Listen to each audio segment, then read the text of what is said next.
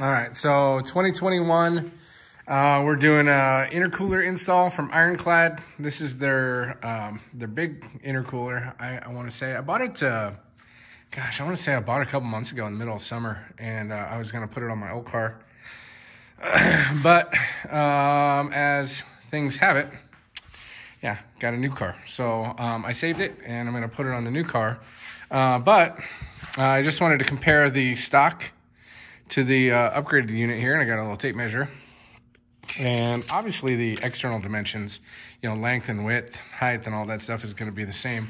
But the big change here is that it's a bar and plate design, where this is tube and fin. Bar and plate is much more efficient when it comes to cooling and flow and all that good stuff. But if we come up here to the top, you see the top-down view. We can see here that this Ironclad unit is right at 4.5 inches thick. Stock, this core, and it's hard to get a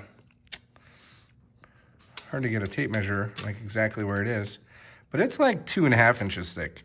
So this is almost twice as thick, and you can see the intakes are nice welded on there. They're not plastic, they're not going to leak. And then you have the brushless motor, which actually fits on the backside, and it's shrouded. And that shroud's going to really help pull the airflow through the intercooler rather than just through where the fan goes.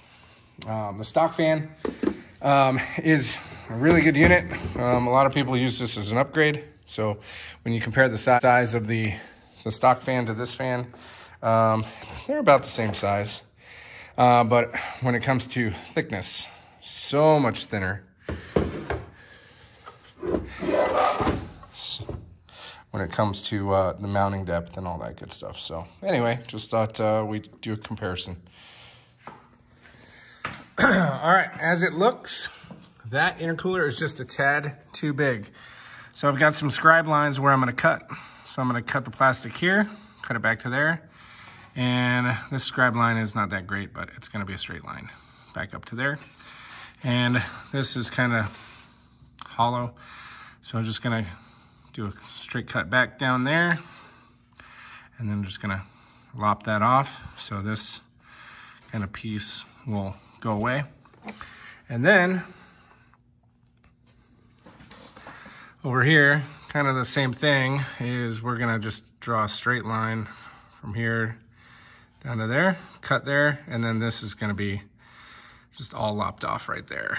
And then that's gonna come back to here, and then this whole piece is just gonna get lopped off right there. And hopefully that allows it to fit. So we shall see. All right, with a little bit of cutting, she fits. That is the Ironclad intercooler. This is, I believe, their race version. It's not supposed to be a 100% bolt-in fit. I think they have two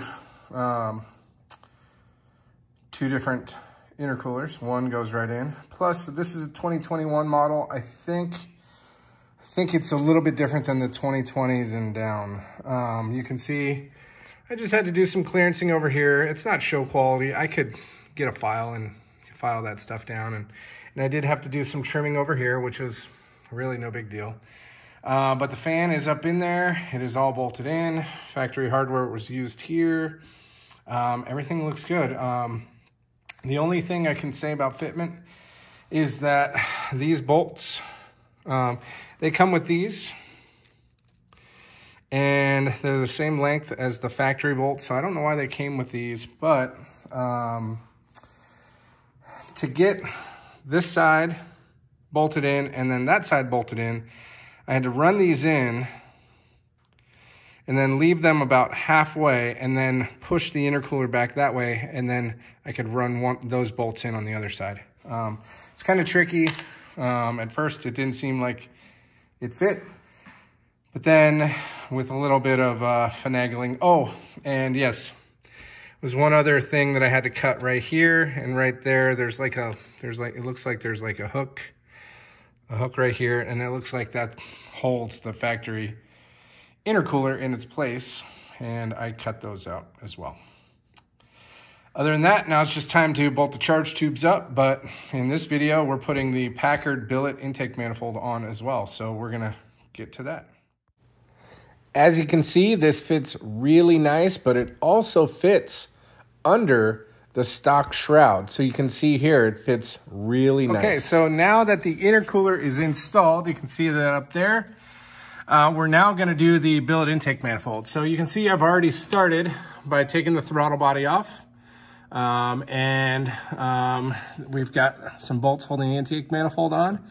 And we got a couple bolts holding the fuel rail on. I haven't decided if I'm gonna just unclip the fuel injector harness and then undo the fuel hose at the end, or if I'm going to do some sort of wizardry and leave it all attached. Not really sure yet. You can see that I've pulled out the map sensor already. It's a little dirty.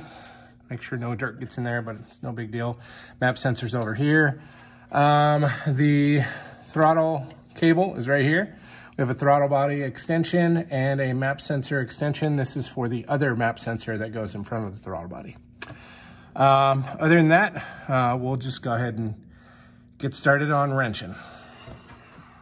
Okay, now that I've got the all the bolts out, those are all 10 mil bolts holding the intake manifold on. You can see them all in there.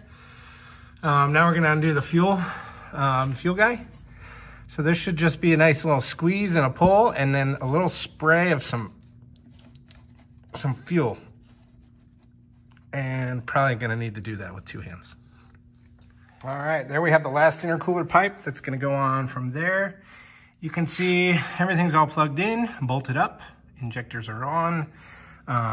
The intake tube is all on there and good. You can see the intercooler up there, so that's where this pipe is gonna bolt up to. Obviously it's dirty, I'm gonna clean it up before it goes in.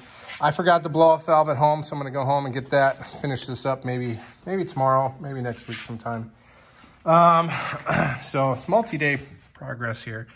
You can see everything's all plugged in over here, extension harness plugged in. The last thing I have to plug in is the secondary map sensor, which, if you take a look, it's right here, and it has to tee in off the line from the turbo. So I've got some vacuum line that I'm gonna use to connect that all the way up front to the front of the turbo. I'm not sure if we can see it here. Let's just take a look.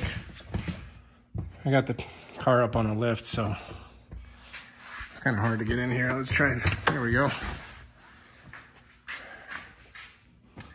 So you can see we have to not tee in off of this, but there's another hose back in there. It doesn't look like we can see it. Oh well. But there's another hose that goes back. I believe it's right there. Maybe it's not. I don't know. I gotta find it. Anyway. It's got a tee in off of boost pressure in front of the throttle body. So I made the mistake last time and I teed into the wrong one. So I'm gonna make sure I tee into the correct one and we should be good to go. More to come on this. Thanks for watching. Please like, subscribe, and ring that bell, and we'll see you later. Thanks.